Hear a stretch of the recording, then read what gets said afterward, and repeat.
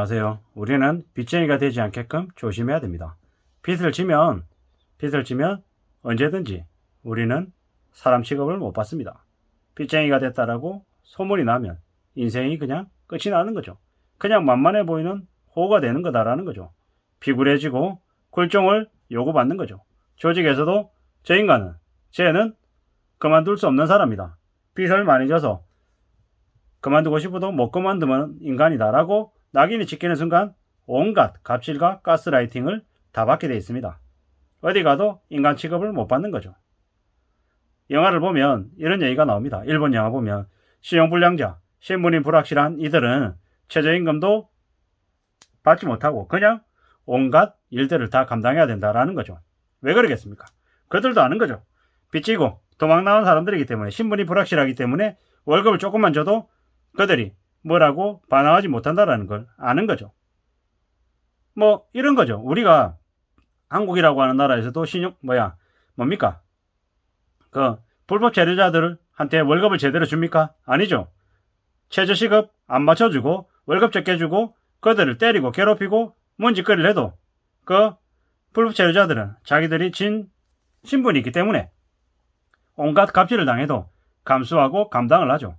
그런 것처럼 빚쟁이가 되면 빚쟁이라는 걸 알려지면 그 세계에서 그 사회에서 온갖 학대나 하대를 다 받는다라는 거죠. 그래서 사람들이 돈이 없으면서 돈이 많은 것처럼 부자인 것처럼 가시하고 드러내는 건 어쩌면은 당연한 걸 수 있다라는 거죠. 동물이 자기의 몸을 크게 이렇게 보이게 하려고 하고 온갖 칼라로 자신을 화려하게 내보이려고 하는 건 어쩌면 생존의 한 방법일 수 있겠다라는 생각을 해보는 거죠. 우리가 살아가면서도 사람이라고 하는 이들도 자신을 지키기 위해서 어쩌면 그렇게 더 멋있는 옷을 입고 더 화장을 하고 더 몸을 좋게 핏을 괜찮게 만드는 게 아닌가라는 생각도 드는 거죠. 함부로 취급당하지 않으려고 자신이 좀 더 대단한 존재임을 내보이려고 그렇게 하는 거죠. 근데 대단하게 보이지 않으려도 하청민으로 저 바닥 인생이라는 걸 드러내 보이지 않아야지 되겠다라는 말씀을 드립니다.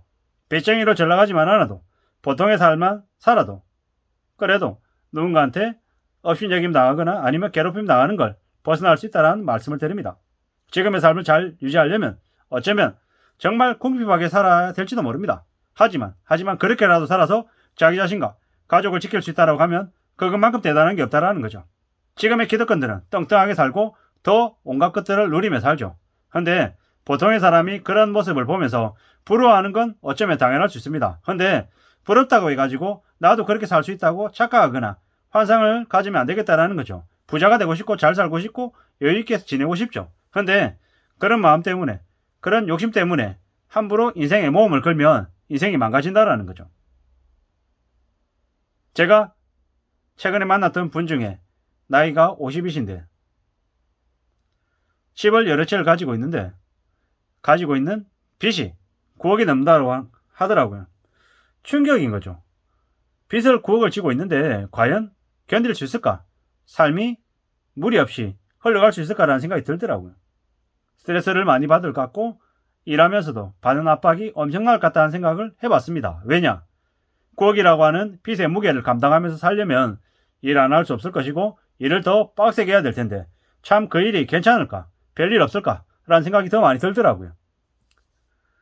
조심하면서 잘 지내려면 어떻게 해야 되겠습니까? 착실하게, 성실하게 지내야 되는 거죠. 그거 말고는 다른 대단한 게 없다라는 생각을 해봅니다. 묵묵히 자신의 삶을 잘 챙겨나가고 지켜나가야 되는 거죠.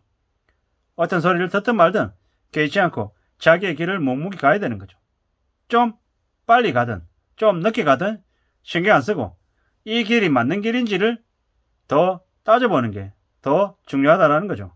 살아있는 것 자체가 제일 최고인 거고 무난하게 지내고 있으면 다행이라고 생각해야 됩니다. 그동안에 온갖 부동산과 주식과 코인에 광풍이 불었죠. 그런데 휩쓸리지 않은 것만으로도 감사하고 다행이다라고 생각해야죠. 앞으로의 5년, 10년 이 힘들고 어려운 시기를 바짝 엎드리고 지내면서 견뎌야 됩니다. 살아남아야 됩니다. 서럽고 불편해도 감수해야 됩니다. 더 낮아지려고 애써야 되고 더 조심해야 되는 거죠. 조심하며 산다. 그렇게 입 밖으로 내뱉는 순간 조심스러운 태도가 생길지도 모른다라는 거죠. 조심하면서 살면 어떻게 됩니까? 큰 화를 피할 수 있습니다. 우리가 운전할 때 초보 운전자는 대형 사고를 잘 안 겪습니다. 왜 그럽니까?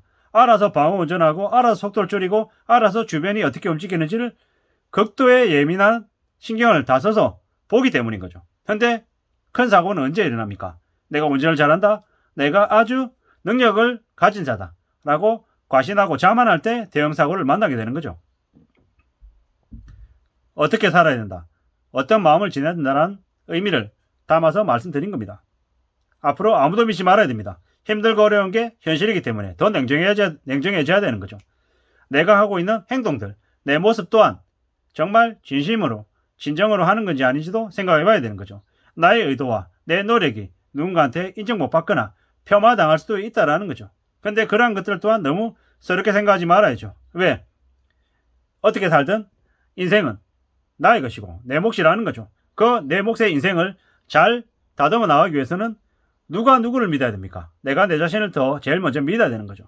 그리고 오래오래 해나가기 위해서 내 건강을 챙기고 내 마음가짐을 챙기고 내 몸가짐을 챙겨야 되는 거죠. 그런 것들을 갖춰놨을 때 얘가 조금이나마 나아지게 좀 이전보다 발전하는 삶이 되지 않겠냐라고 생각하는 거죠. 스스로에게 끊임없이 물어야 됩니다. 내가 지금 현재 잘 지내고 있는가? 내가 좀 더 착실한가? 나태하거나 아니면 교만해 있지 않은지, 그리고 함부로 입 밖으로 뭔가를 내뱉는 건 아닌지, 행동보다 말이 너무 앞서는 게 아닌지, 너무 말을 많이 해서 내가 내 치부를 드러내는 건 아닌지, 이런 것들을 잘 생각해 봐야 된다는 거죠. 그리고 내 돈이든 내 시간이든 철저히 저축해야죠. 아끼고 절약해야 되죠. 또 그리고 누군가에게는 도움이 될 수 있게끔 또 애써야 된다는 말씀도 드립니다. 건검절약하고 성실하게 사는 삶만이 우리의 삶을 지켜줄 거다라는 거죠. 앞으로 삶이 더 힘들어지죠. 우리의 현실이 더 팍팍해지죠. 그럴 때 더욱더 건검절약하고 성실하게 사는 모습이, 태도가 우리에게 큰 힘이 될 거다라는 걸 잊지 말아야 되겠습니다. 빚쟁이가 안 되게 철저하게 조심해야 됩니다. 빚을 지면 그 빚에 이자를 내느라고 허덕이며 일하는 거죠. 우리가 보면 노년에 더 힘들고 더 빡빡하게 사는 사람들의 특징이 뭡니까? 무리하게 투자해서 감당 못할 빚을 져서 빚에 이자를 내야 돼서 팍팍하게 사는 거죠. 자식이 사업한다고 돈 만들어 달라고 해서 집을 담보로 대출 냈다가 그 이자가, 그 빚이 감당이 안 돼가지고 힘겹게 사는 노인들도 되게 많습니다. 대한민국 사회에서 빚지지 않고 성실하게 일해서 그래도 적당히 그래도 연금 가지고 있고 또 저축을 조금 하고 해서 여윳돈이 좀 생기고 이러면 그걸 또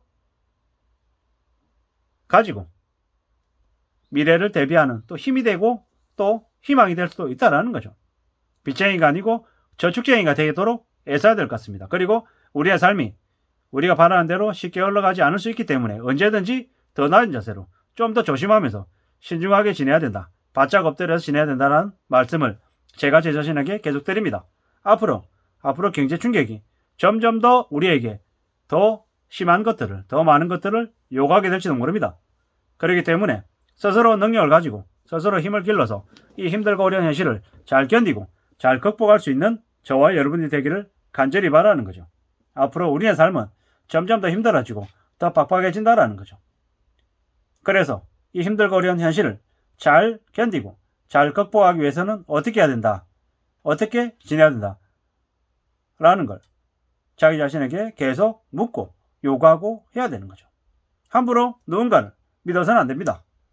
역할족이 되고 빚쟁이가 돼서 더 힘들어하는 사람에게 사기꾼들이 더 달라붙을 겁니다. 집 팔아주겠다? 아니면 돈을 좀 더 많이 벌 수 있게끔 길을 만들어주겠다라고 꼬드길 거다라는 거죠. 보통의 사기꾼들은 잘 되고 있고 잘 나가는 사람이 아니라 힘들고 어렵게 살고 삶이 막막한 사람들에게 더 달라붙어서 그들이 고민하고 걱정하는 걸 이용해서 뼈까지 발라먹는 쓰레기 같은 인간들이더라고요. 보고조사에서 개인정보 알아내고 그런 사람들을 희생자로 전락시키기 위해서 괴롭히기도 하고 세뇌시키기도 하고 해서 더 뜯어먹으려고 하는 거죠.